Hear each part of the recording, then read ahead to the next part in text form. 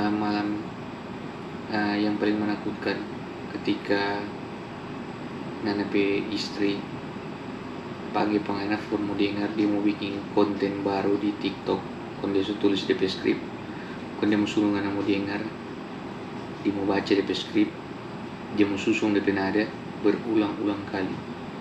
Nana bayangkan juga, tapi hati dan tapi otak pesaki. Belum dengar, nggak usah bilang begitu. Ya kita subayangkan sini, subayangkan DP membosankan di malam ini. Pengalaman pertamaku nyari apartemen di Taiwan. Cek. Pengalaman Satu. Pengalaman pertamaku nyari apartemen di Taiwan. Cek. Gitu. Aku nemu apartemen ini di website 591.com. Ditemani salah satu temanku yang bisa bahasa Mandarin. Jujur, lumayan sulit juga nyari apartemen buat foreigner kayak aku. Pemilik apartemen awalnya ragu apakah bisa bayar apartemen atau enggak. Setelah menjelaskan latar belakang aku di Taiwan, dia pun menyetujuinya. Tahap 1, aku harus deposit uang 5.000 NT sebagai tanda jadi. Hari berikutnya kami tanda tangan kontrak, bayar deposit untuk 2 bulan, juga bayar sewa apartemen untuk 2 bulan pertama. Boleh gitu? Boleh, begitu. Hah? Lanjut. Dan sekarang dia semua mulai berekor di video dan di suara di TikTok. Sementara Ibu Becky ada Dogi yang berganggu di kaki. Tambah meresahkan di konten sih. Aduh, ribut sekali. Atau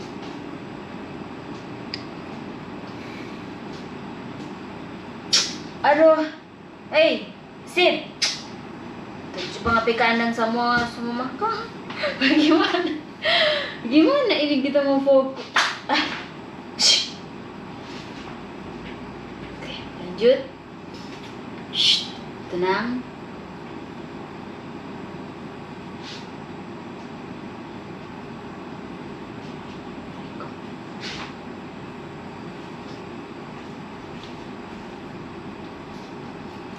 Ini baunya nak ya.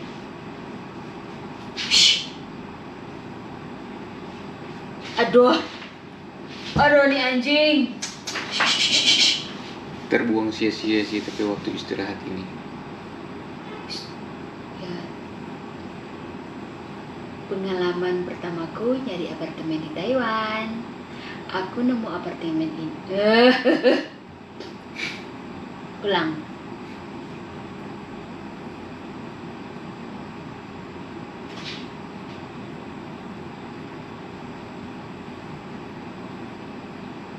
Pengalaman pertamaku nyari apartemen di Taiwan.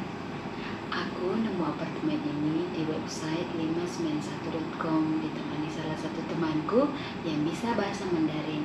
Jujur, lumayan sulit juga nyari apartemen buat foreigner kayak aku. Pemilik apartemen awalnya ragu apakah aku bisa bayar apartemen atau enggak. Setelah menjelaskan latar belakang aku, dia pun menyetujuinya. Tahap 1, aku harus deposit uang 5.000 sebagai tanda jadi. Ya, Toh kelar. dia mesti mau ulang lagi. A few moments later. Pengalaman pertamaku nyari apartemen di Taiwan. Aku nemu apartemen ini di website 591.com ditemani salah satu temanku yang bisa bahasa Mandarin. Jujur, lumayan sulit juga nyari apartemen buat foreigner kayak aku. Pemilik apartemen awalnya ragu apakah aku bisa bayar apartemen atau enggak. Setelah menjelaskan latar belakang aku, dia pun menyetujuinya. Tahap 1, aku harus deposit uang 5.000 sebagai tanda jadi. Ya, terima Kang. Pulang. 2 hours later. Pengalaman pertamaku nyari apartemen di Taiwan.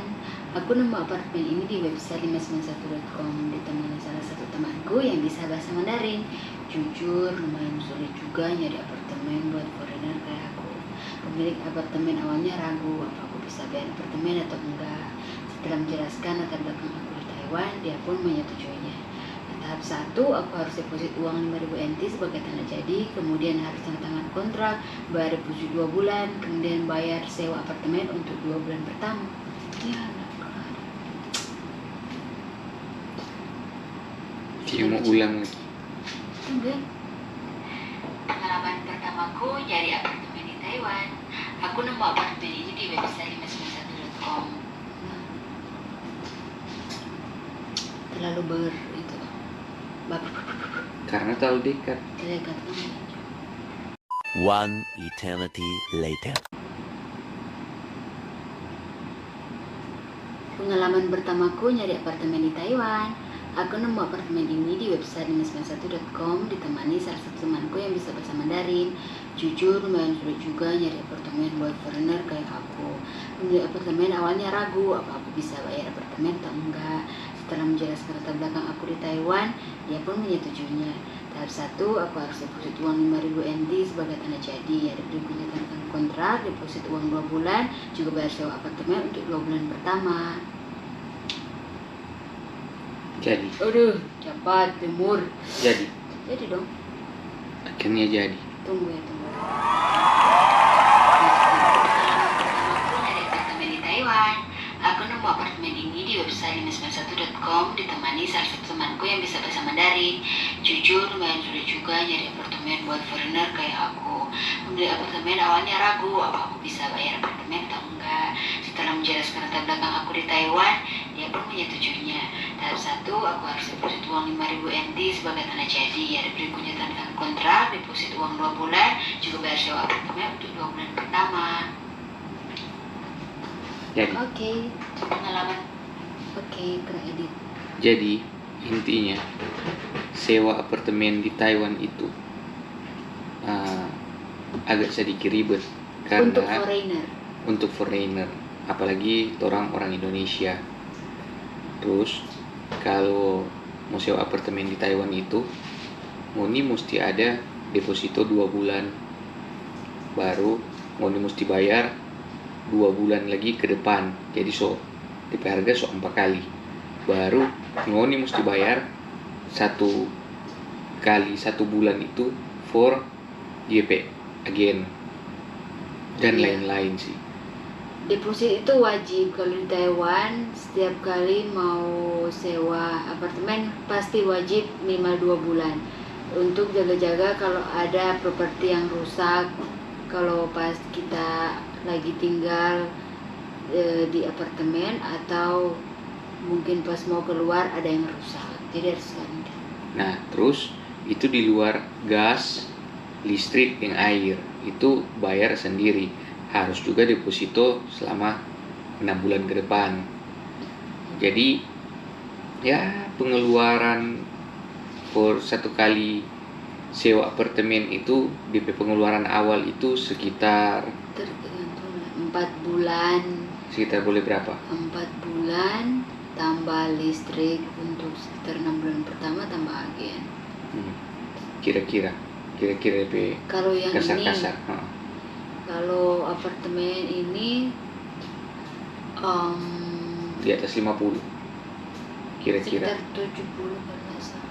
ribu NT. Itu. Ya jadi mesti siapkan doi di muka sekitar hampir 50 juta, harus begitu.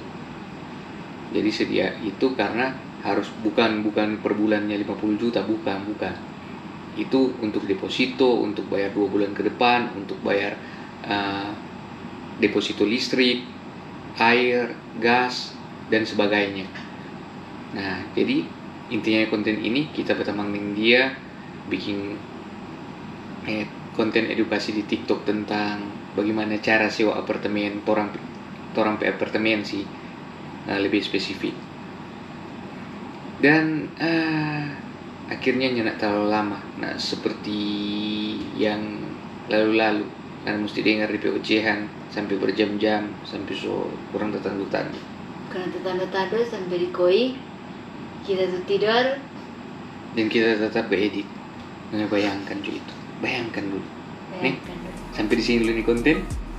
Jangan lupa subscribe, komen, like, dan tindis DP lonceng. Ada share. Share jangan lupa. Oke? Ciao and bye-bye.